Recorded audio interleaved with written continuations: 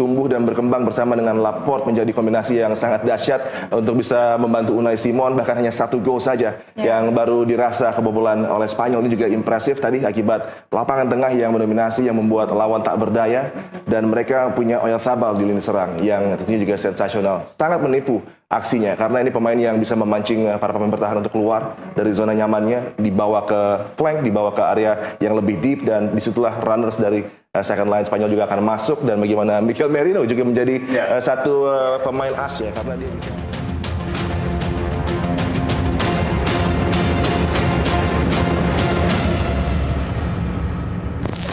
Tak ada panggung yang lebih besar dalam sepak bola selain final Piala Dunia. Sebulan lebih, 48 negara berjuang. Ratusan pemain bermimpi. Namun hanya ada 2 tim, Spanyol dan Argentina, yang akhirnya berdiri di titik terakhir. Di laga inilah 1 kemenangan akan mengubah pemain menjadi legenda. 1 gol bisa dikenang sepanjang masa, dan 1 kesalahan bisa menghantui seumur hidup.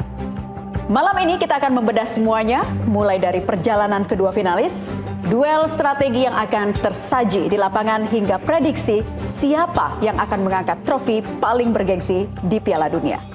Inilah final Piala Dunia 2026. Pertandingan yang bukan sekedar menentukan juara, tetapi juga menulis sejarah. 0-2 lawan Spanyol, kita lihat grafik perjalanan Spanyol sepanjang Piala Dunia berikut ini. Ya, ini dia perjalanan Spanyol di Piala Dunia 2026. Kita lihat ya di fase grup H, 30 besar dan perempat final. Betul. Mungkin satu-satu kejutan ketika di pertandingan pertama ya, ketika mereka ditahan Tanjung Verde 0-0. Tapi selebihnya ini adalah Spanyol seperti ini. Mereka punya pertahanan yang kuat, tapi bukan tim yang defensif gitu. Pertahanan kuat mereka terjadi karena mereka melakukan pressure yang luar biasa di tengah. Mereka memenangi banyak bola di tengah dan membuat permainan lawannya itu tidak berkembang. Itu yang terjadi pada Prancis. Saya juga sebetulnya nggak menyangka Prancis bisa kalah begitu dominan ya dari Spanyol. Tapi kalau melihat permainannya, gila, Spanyol itu menang segalanya menurut Anda? Kalau pertandingan itu iya, Prancis dibuat nggak berdaya sama sekali. Itu istilahnya kayak dicekek gitu Prancis itu ya, sehingga kemampuan terbaik mereka nggak keluar. Mereka akan bisa 4 penyerang yang paling berbahaya Prancis itu hanya bisa bagus kalau mereka bisa melakukan banyak operan, kemudian mengalirkan bola ke sayap atau counter. Tapi dua-duanya itu nggak bisa dilakukan oleh Prancis karena mungkin baru 5 kali oper udah hilang bolanya, direbut sama Spanyol gitu ya. Jadi ini luar biasa. Spanyol adalah tantangan yang tadi Adiani bilang levelnya akan berbeda dari Inggris untuk Argentina nanti. Ini adalah lawan yang mungkin bahkan 2-3 kali lipat lebih berbahaya daripada Inggris ya. Apa yang terjadi antara Prancis dan Spanyol kemarin? Iya, ada upaya dari Spanyol untuk tidak memberikan kesempatan berkembangnya permainan Prancis. Dari segi possession, mereka dibuat puas possession di lapangan tengah.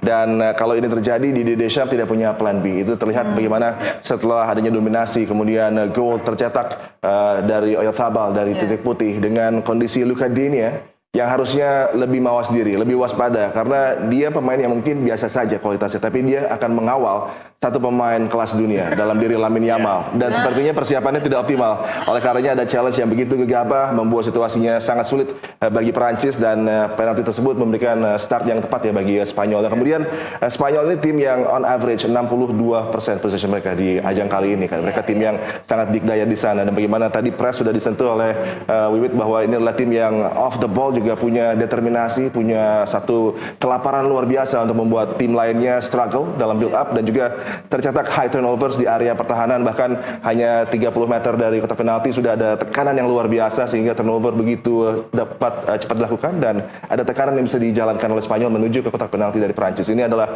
hal yang relentless, hal yang tidak bisa dicegah, dan lapangan tengah jelas kalah ya dengan kecerdasan dari De La Fuente memasang Fabian Ruiz dan juga Rodri. 2 pemain yang punya kemampuan yang begitu luar biasa secara technical, on the ball, off the ball-nya, dan bagaimana mereka bisa melakukan kendali dengan flow bola yang impresif, recycle yang juga sangat positif setelah mereka hilang possession, kemudian mendapatkannya kembali. Ini tidak bisa dijawab oleh Rabiot dan juga para pemain lain di lapangan tengah dari Prancis, dan Tchouaméni sepertinya tidak dalam kondisi fit 100% sehingga didominasi oleh Spanyol. Kunci yang dimiliki Spanyol sehingga Prancis kemarin terlihat seperti macan ompong. Itu tadi pressing mereka ya, mereka, penguasaan bola mereka ya. Kita lihat Prancis senjata terbaik itu nggak bisa keluar. Makanya kita melihat Prancis kayak tim amatir gitu kemarin waktu menghadapi Spanyol ya, karena mereka begitu percaya dengan senjata yang mereka punya, Mbappe, Olise, Dembele, Doué atau Barcola gitu. Tapi begitu itu di stop oleh Spanyol, langsung nggak punya cara lain gitu mereka. Dan kita bisa melihat betapa frustrasinya ya Mbappe dan kawan-kawan itu dalam pertandingan itu. Kita lihat Spanyol ini tim yang sangat dia membunuhnya tuh pelan-pelan gitu ya. Membunuh lawannya tuh pelan-pelan dengan penguasaan bola yang luar biasa, dan itu udah terjaga dari pertandingan pertama. Kalau saya bilang nih, Spanyol di turnamen kali ini adalah tim yang nggak pernah dia harus mengubah gaya main. Mereka selalu pakai gaya main yang sama. Kalau Prancis dari sebelum lawan Spanyol mungkin mereka nggak berubah ya. Tapi begitu dirusak permainan sama Spanyol, mereka nggak punya solusi. Argentina juga gitu, walaupun mungkin mulus, tapi beberapa kali mereka harus melakukan penyesuaian ketika mereka tertinggal 0-2 dari Inggris, ketika Swiss bisa menyamakan kedudukan di 16 besar. Tapi kalau Spanyol ini nggak berubah gaya mainnya, yaitu gaya main mereka seperti itu dari awal ya, dan semua tim belum bisa menjawab kecuali mungkin Tanjung Verde. Jangan main ultra bertahan gitu ya, mungkin ya. Oke. Ada ilmu cocok loginya. Apakah ini seperti deja vu pada Piala Dunia 2010, kan Spanyol tidak terlalu mulus ya di babak fase gugur waktu itu, tapi akhirnya sampai ke final dan menjadi juara. Nah, ini gimana nih tanggapannya, Mas Adi? Tak terlalu mulus menjadi kata kunci ya bagi Spanyol di awal dari persaingan kompetisi kali ini. Betapa Cabo Verde memberikan tantangan yang luar biasa dengan konsep defense mereka sulit untuk bisa ditembus, walaupun Spanyol mendominasi ya dengan peluang demi peluang yang gagal dikonversi. Tapi kemudian itu menjadi pembelajaran, menjadi titik di mana para pemain sadar bahwa ini adalah ajang yang sangat luar biasa menantang. Bahkan tim seperti Tanjung Verde bisa memberikan sebuah upaya dan usaha untuk bisa menggagalkan Spanyol meraih kemenangan. Dan akhirnya De La Fuente juga melakukan adjustment, perubahan di lapangan tengah.